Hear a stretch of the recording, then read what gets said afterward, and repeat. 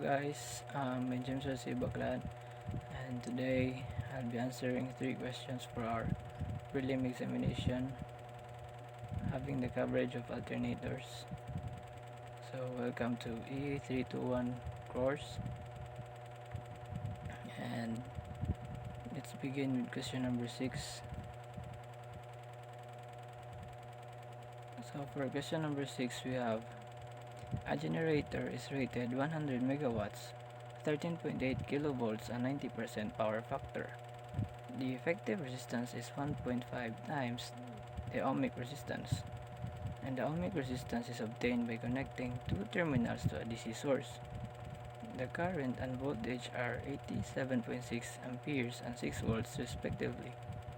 What is the effective resistance per phase? So here are the choices. Now for our solution,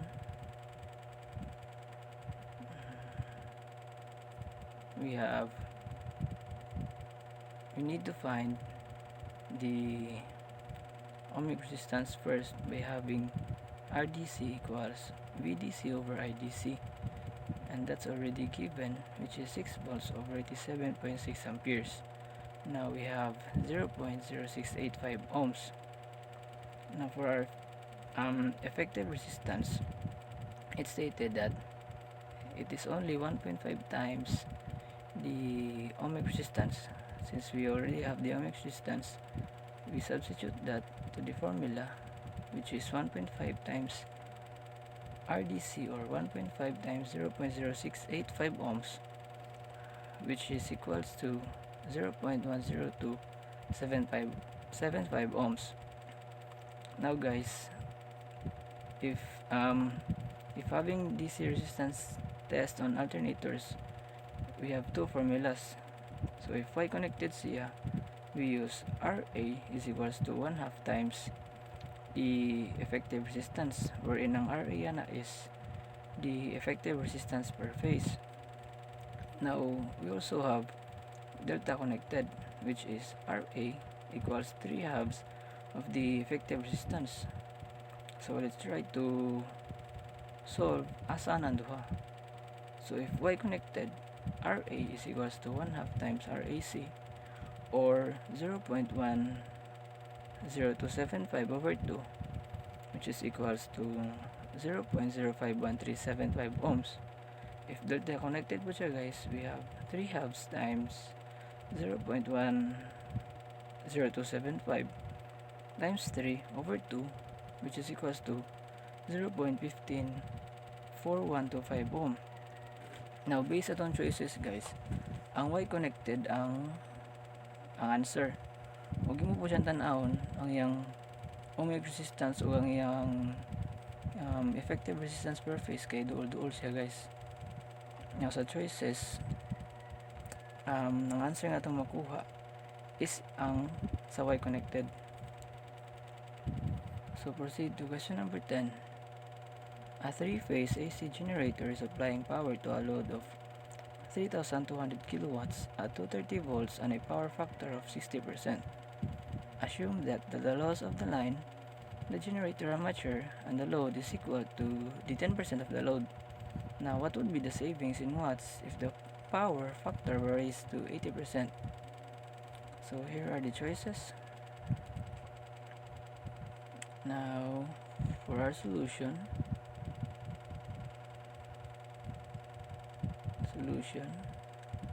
we have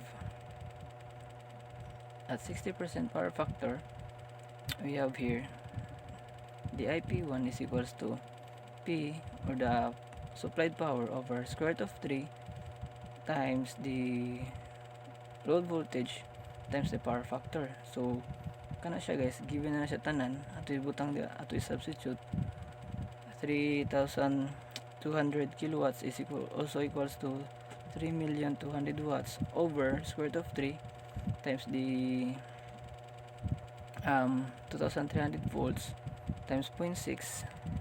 Ano siya i-solve guys? 3 2 1 2 3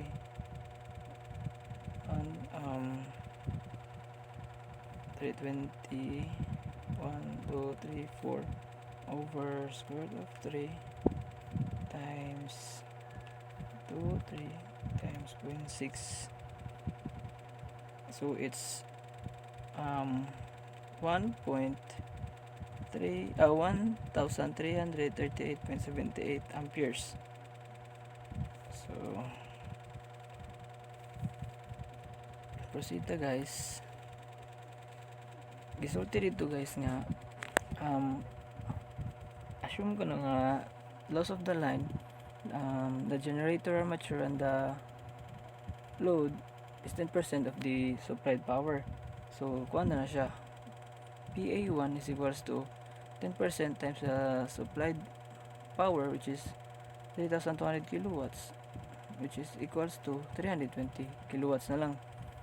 Now ang atong pangitawon diri is ang iyang resistance. So we have already the power, PA1 is equals to 3 times IP1 squared times RA, and ang atong IP1 sad ginakuha na po na nato based sa gisolve na to sa babaw. So ato i-plug in 320 kilowatts is equals to 3 times 1338.78 amperes squared times RA. So our RA is 0.0595 ohm. Now at 80% siya guys, makuha na to is the same formula, IP2 is equals to supplied power over square root of 3 times the load voltage times power factor nga 0.8 na po itong gamiton. So 3,200,000 watts over square root of 3 times 2,300 volts times 0.8, which is equals to 1,004.08 amperes. Now again, for our PA2 we have 3 times IP squared times RA, and atong IP squared is 1,004.8 amperes, and at the same time atong RA dissolved na to a while ago, which is 0.0595 ohms. So ato i-plug in diha, multiply 3 times 1,004.8 squared times 0.0595 ohms.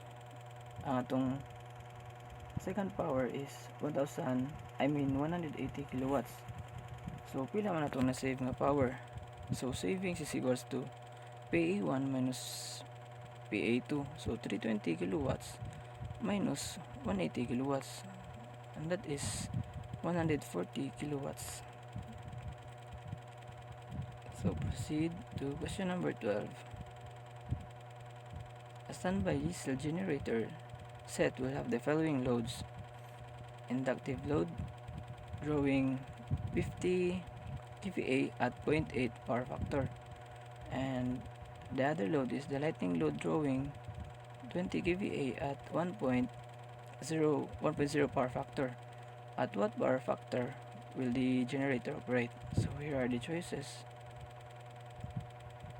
So kung ringon na to siya guys, mura na siya ngani. Wait sa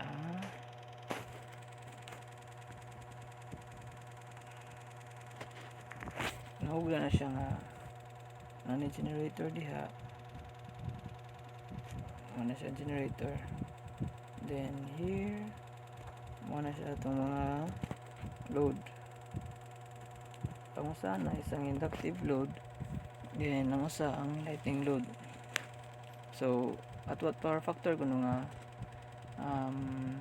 the generator will operate? So for our solution,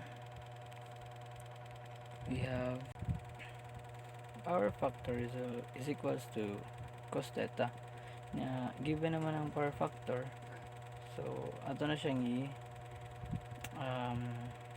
i-inverse cosine. So theta is equals to inverse cosine of power factor. So our power factor is for the inductive load is 0.8. So inverse cosine of 0.8 is 36.87 degrees. Now for the lighting load, we have theta is equals to inverse cosine of its power factor, which is 1.0. 0, which is equals to 0 degrees. Now, for our apparent power, we have the ST is equals to SA plus SB. So, given naman ang yung mga kVA, we have 50 kVA, angle negative 36.87 degrees plus 20 angle 0. So, our total apparent power is, ito na siyang i-calcu guys, input na siya sa calcu. 50 angle negative 36.87 degrees plus 20, that's equals to 59.9999 minus 30i or 60 minus 30i. Then ato na siya i-convert into degrees. We have 3, that's 67.08 angle negative 26.56 degrees. So our power factor nga mo-operate ang atong generator is, power factor is equals to, the total power factor is equals to cosine times the angle of the total apparent power, which is 26.56 degrees, which is equals to 0.894. Lagging na siya guys kay negative. Then I think that would be all.